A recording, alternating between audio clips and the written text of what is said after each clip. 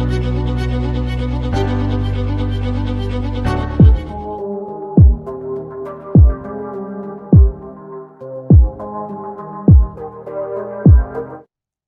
Guys, कैसे हैं आप सब। आई होप आप सभी अच्छे होंगे। तो गाइस, आज की वीडियो के अंदर हम बात करने वाले हैं वर्मीफॉर्म अपेंडिक्स की। तो जैसा कि आपको पता है, जो अपेंडिक्स होता है वो हमारी बॉडी का क्या होता है, एक वेस्टिजियल ऑर्गन होता है। आयुर्वेद में वर्मीफॉर्म अपेंडिक्स का नाम है आंत्रपुच्छ या उंडक पुच्छ। उंडुक तो हम किसको बोलते हैं, उंडुक हम बोलते हैं सीकम को, और उंडुक की पूंछ क्या हो गई, अपेंडिक्स हो गई। जो इलियोकेसिकल ओरिफाइस होता है उससे 2 सेंटीमीटर नीचे सीकम से वर्मीफॉर्म अपेंडिक्स अराइज होता है, और ये जो होता है वो हमारी बॉडी का वेस्टिजियल ऑर्गन होता है। तो यहाँ पर हम एक एक करके सारी चीज़ों को अच्छे से देखते हैं। तो वर्मिस का मतलब तो क्या होता है, वॉर्म होता है, और अपेंडिक्स का मतलब क्या होता है, अपेंडिज होता है। तो ये कैसी स्ट्रक्चर है, वॉर्म लाइक स्ट्रक्चर है। इस वजह से इसको क्या बोला गया है, उंडुक पूंछ। उंडुक मतलब सीकम की पूंछ बोला गया है इसे। उंडुक हम किसको बोलते हैं, सीकम को बोलते हैं। फिर जो अपेंडिक्स होता है वो कैसा होता है, नैरो होता है, और ये एक मस्कुलर ट्यूब है containing large amount of lymphoid tissue. तो ये कैसी ट्यूब है, एक मस्कुलर ट्यूब है और इसके अंदर large amount of lymphoid tissue होता है। फिर ये जो वॉर्म होती है वो कैसी होती है, डाइवर्टिकुलम होती है।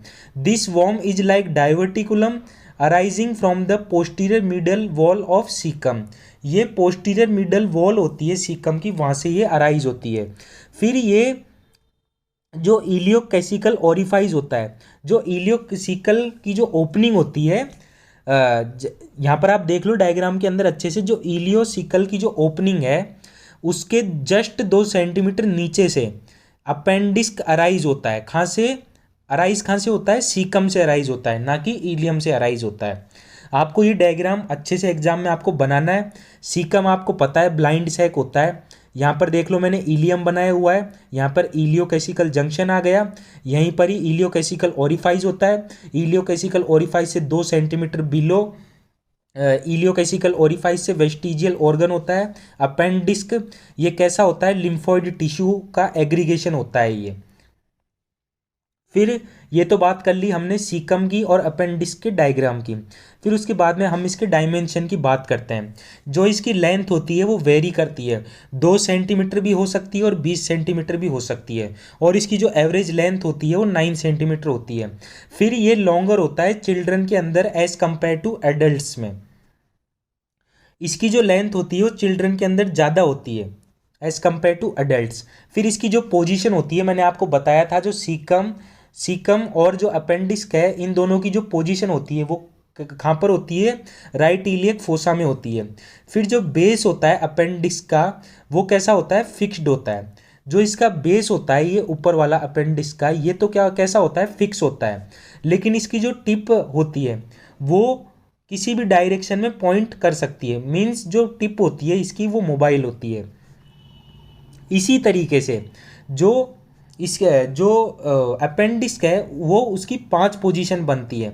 इसमें से जो सबसे कॉमन पोजीशन होती है वो होती है इसकी रेक्ट्रोसीकल पोजीशन, ये फर्स्ट कॉमन पोजीशन है। और जो सेकंड कॉमन पोजीशन है वो है इसकी पेल्विक। आप यहाँ पर पांचों पोजीशन देख लो अच्छे से, मैंने यहाँ पर समझाई भी हुई है। एक तो प्री इलियम का मतलब होता है ये इलियम के ऊपर से जा रही है। एक है पोस्ट इलियल, ये इलियम के पीछे से जा रही है। फिर एक मैंने बताया रेक्ट्रोसीकल, एक बताया मैंने सबसीकल, ये सीकल के नीचे होगा। फिर उसके बाद में एक बताया मैंने पेल्विक। तो इसमें से फर्स्ट कॉमन पोजीशन कौन सी हो गई, रेक्ट्रोसीकल हो गई, ये 60% होती है। और जो सेकंड कॉमन पोजीशन होती है वो होती है पेल्विक, ये 30% होती है। फिर उसके बाद में बहुत बार डायरेक्ट क्वेश्चन पूछा जाता है, मार्क बर्नी पॉइंट क्या होता है। तो ये अपेंडिक्स का क्या होता है, सरफेस मार्किंग होता है। अपेंडिक्स आप इससे पता लगा सकते हो हमारी बॉडी में अपेंडिक्स कहाँ पर है। इसको ही हम क्या बोलते हैं, मार्क बर्नी पॉइंट बोलते हैं। अब ये क्या होता है वो भी हम देख लेते हैं। जो अम्बेलिकस होता है, अम्बेलिकस और यहाँ पर आप देख लो इस साइड है लेटरल की side anterior superior iliac spine. Middle side में तो क्या अम्बेलिकस, और लेटरल साइड में एंटीरियर सुपीरियर इलियक स्पाइन। तो मीडियल से 2/3 और लेटरल से 1/3, इसके बीच में मार्क बर्नी पॉइंट होता है। ये जो मार्क बर्नी पॉइंट होता है यहीं पर ही क्या होता है, अपेंडिक्स होता है। अगर आपको यहाँ पर पेन हो रहा है तो इसका मतलब आपका जो अपेंडिक्स है या तो वो बढ़ गया है या उसके अंदर इन्फ्लामेशन हो रहा है। फिर जो अपेंडिक्स का जो पेरिटोनियल रिलेशनशिप है वो है मीजो अपेंडिक्स, अपेंडिकुलर मिजेंट्री। फिर जो ब्लड सप्लाई है अपेंडिक्स की वो सुपीरियर मिजेंट्रिक आर्टरी से जो ब्लड सप्लाई आती है वो इलियोक्लोइक आर्टरी में आती है, इलियोक्लोइक आर्टरी से अपेंडिकुलर आर्टरी में आती है। मैंने आपको डायग्राम के थ्रू अच्छे से समझा दिया था प्रीवियस वीडियो के अंदर। एक बार मैं आपको वापस से बता देता हूँ ब्लड सप्लाई, ये आप अच्छे से देख लो। सुपीरियर मिजेंट्रिक आर्टरी से इलियोक्लोइक आर्टरी, इलियोक्लोइक आर्टरी से अपेंडिकुलर आर्टरी, इस तरीके से इसकी हो गई ब्लड सप्लाई। फिर जो वेनस सप्लाई है वो क्या क्या है इसकी, अपेंडिकुलर वेन से सुपीरियर मिजेंट्रिक वेन। फिर उसके बाद में जो इसकी नर्व सप्लाई होती है वो सिंपैथेटिक के अंदर तो होती है T9 से T9 तक, और पैरासिम्पैथेटिक के अंदर होती है वेगस नर्व। ये क्या होती है, हमारी बॉडी की 10th क्रेनियल नर्व होती है। फिर जो अप्लाइड एस्पेक्ट है अपेंडिक्स का वो है इन्फ्लामेशन ऑफ अपेंडिक्स, अपेंडिक्स का इन्फ्लामेट करना। फिर in this condition usually necessary to remove the appendix, अगर अपेंडिक्स के अंदर इन्फ्लामेशन हो रहा है तो इस कंडीशन के अंदर क्या करते हैं, ज़्यादातर जो अपेंडिक्स होता है उसको हम रिमूव कर देते हैं।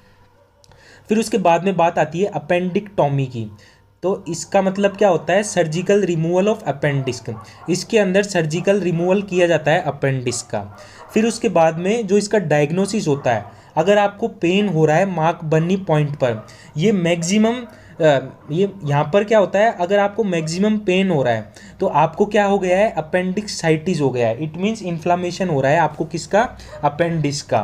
फिर उसके बाद में जो ह्यूमन अपेंडिक्स है वो ऑफ्टन रिगार्ड, मतलब जो ह्यूमन अपेंडिक्स है उसको ऑफ्टनली, मतलब ज़्यादातर वो वेस्टिजियल ऑर्गन ही है, इसका कोई फंक्शन नहीं है हमारी बॉडी के अंदर, ना ही इसका कोई इंपॉर्टेंस है हमारी बॉडी के अंदर। तो गाइज आपको अपेंडिक्स के अंदर इतना ही पढ़ना था। आई होप गाइज ये जो वीडियो है ये भी आपको अच्छे से समझ में आई होगी। और गाइज अगर आपको कोई डाउट रह जाता है तो आप कमेंट सेक्शन में कमेंट करके पूछ सकते हैं, उन कमेंट्स का मैं रिप्लाई देने की पूरी कोशिश करूंगा। थैंक यू दोस्तों मेरी वीडियो देखने के लिए।